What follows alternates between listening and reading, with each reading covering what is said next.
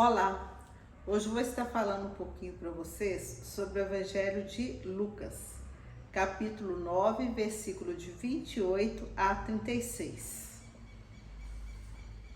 O que nos fala esse Evangelho de Lucas? Fala da transfiguração de Jesus no monte.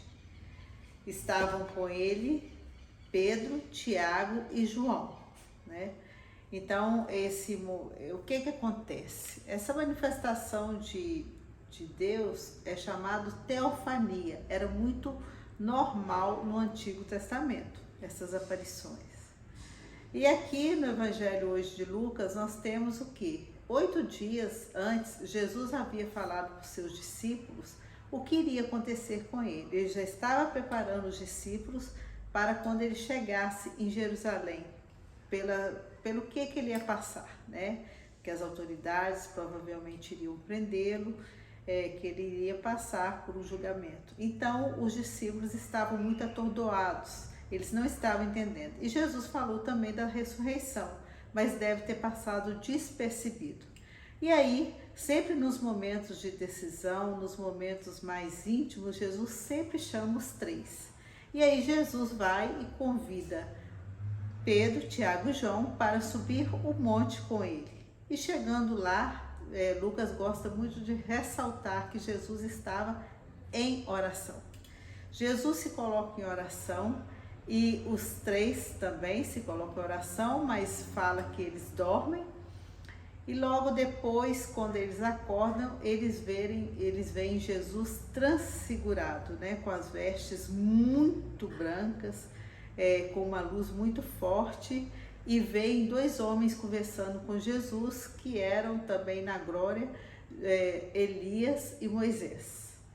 E fala que Pedro, naquele momento, fica, né, muito fascinado com a situação, eles, né, mas Pedro pega e fala: Senhor, é bom ficarmos aqui.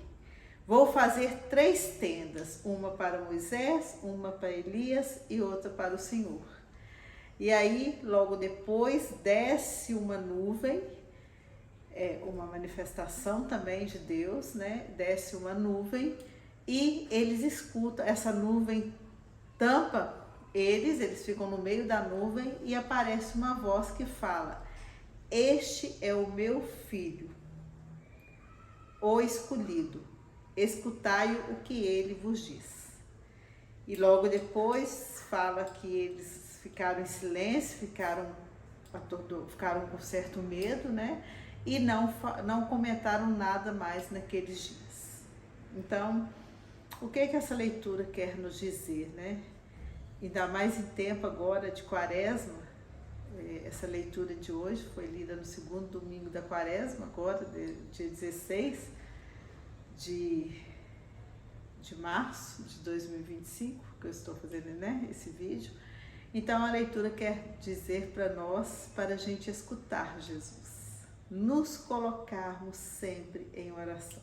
A mensagem principal dessa leitura é nos colocarmos em oração, para encontrarmos com o ressuscitado e saber o que ele quer nos falar também.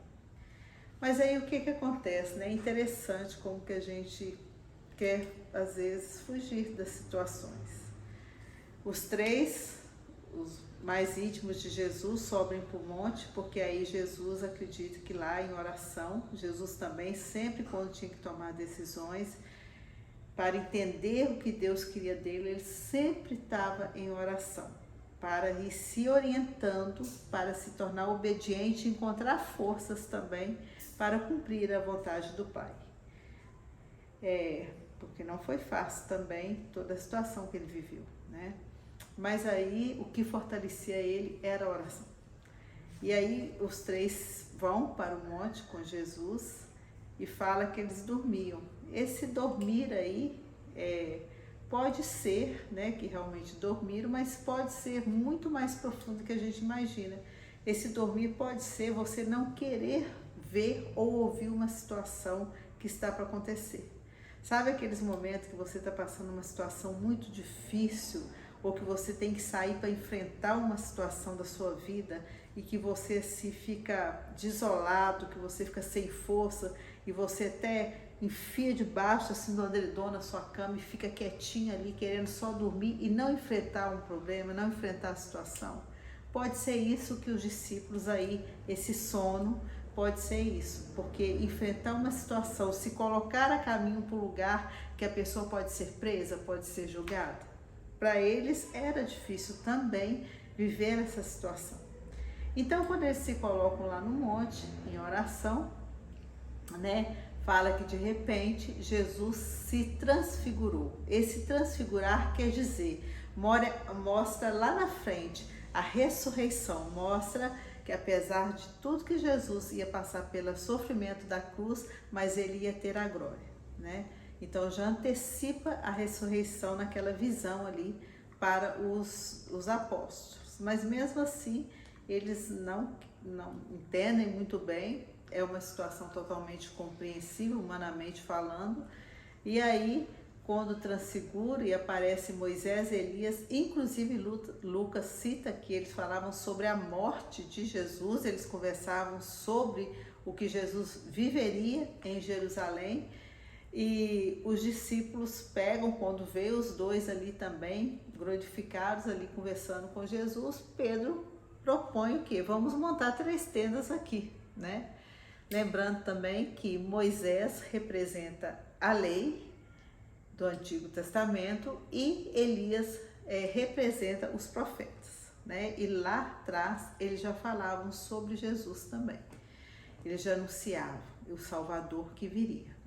Então, quando acontece essa situação, Pedro quer dizer o quê? Vamos montar 3 tendas e ficar aqui, que aqui tá bom, né? Nós estamos aqui no alto do monte. Era muito melhor do que descer aquele monte. Descer o monte quer dizer o quê? É você mergulhar nos problemas cotidianos. É você viver certas realidades que você gostaria de não vivê-las. Então era muito melhor ficar ali, né? Quando ele propõe fazer 3 tendas, quer dizer o quê? Faz reverência à festa das tendas, que tinha, né, todo ano para lembrar o êxodo, quando as pessoas viviam em tendas lá no deserto. Então a festa das tendas, fazer aquelas tendas, 3 tendas ali, quer dizer, esse momento de glória, esse momento de festa, vamos ficar aqui em cima, aqui tá melhor. Mas aí Jesus nem responde, né? Aí a voz de Deus fala para eles. Então é a mesma coisa nós também, quando nós vamos, por exemplo, para um hotel, fazemos a viagem, ficamos lá no hotel, num lugar muito agradável, a gente pensa assim, não quero voltar, eu queria ficar aqui para sempre. Quer dizer, não quero voltar para a minha vida cotidiana, para os meus problemas, aqui tá bom, né? Ou você faz um encontro, um retiro lá de igreja, e aquele retiro tá maravilhoso, e tá tudo, né? Parece que você tá até no céu. E aí você fala assim, não quero voltar para minha casa, não. Aqui tá tão bom esses momentos aqui de silêncio, de oração, de ouvir só coisas boas. Então seria a mesma situação de Pedro, né? Vão ficar por aqui, eu não quero voltar para lá. Não vão descer o morro, não. Porque ali embaixo eu vou o quê? Me colocar nos problemas, eu vou encontrar com pessoas também que estão vivendo situações, eu vou estar me envolvendo, vou estar envolvendo em várias realidades. E vou estar passando, né, por situações e situações. Então é melhor ficar aqui no alto do monte. Então é essa que era a proposta de Pedro. Mas aí aquela voz vem. E aí o próprio Deus, através da voz, fala com eles, né? Como fez essa voz desceu quando Jesus foi batizado. Então ele fala para o quê? Que aquele era o filho dele, ele está afirmando, né, que eram para eles escutar Jesus. Esse é o meu filho, o escolhido, escutai, quer dizer, escutai e seguir. Então é isso que eles estão afirmando. Então quer dizer, desça o monte, sigam Jesus, porque vocês vão ter que se inserir na vida cotidiana, nos problemas, depois que Jesus também, né, ele ressuscitar na sua glória, Depois também os discípulos teriam que o quê? Envolver naquelas situações do mundo, eles iriam dar testemunho e também viriam situações de perseguições, mas era isso que é o movimento. E quer dizer, e com esse caminho, né, com essa vivência com Jesus, eles aprenderam que tinham que se colocar sempre em oração, porque só oração eles iam ter discernimento para entender o que Deus queria deles, o que Deus queria que eles fizessem, né, qual que seria o caminho que eles deveriam seguir. Então, essa leitura de hoje, esse evangelho de hoje, nos coloca isso aqui também, né? Para a gente escutar Jesus, para a gente se retirar para o monte, para conversar com Ele e ver qual que é a proposta dele para a nossa vida. E que a gente só tem força para escutar e para seguir Ele se a gente estiver em intimidade com Ele, em oração, né? Rasgarmos o coração para Ele, colocarmos nossas dificuldades, nossas esperanças, nossos sonhos, nossas angústias e falar: me ajuda, me dá a mão, me guia. Também agradecer pelas coisas boas que acontecem, né? E também tentar entender o que Ele quer de nós, só através da oração. E nessa quaresma, inclusive, não só oração, né? Mas nós somos convidados a viver as três formas, né, de piedade que estão interligadas, que é a oração, o jejum e a esmola ou caridade, que uma não deve caminhar sem a outra. Então, fiquemos aí com essa reflexão, com esse convite de nos colocarmos sempre em oração.